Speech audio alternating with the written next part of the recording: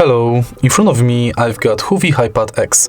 In this video I'll show you how to add different types of cards to Google Pay. In the beginning, let's enter Google Pay app.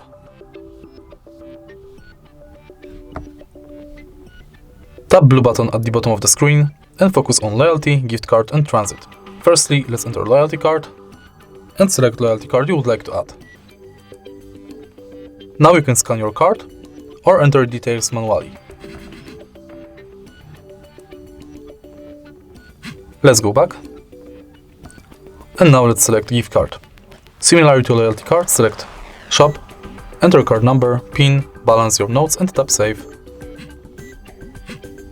Last card you can add is transit. If you are able to find your transit way, select it. You'll be redirected to website where you have to finish the inside form. All of your cards will appear right here. If you find this video helpful, please leave like, comment and subscribe.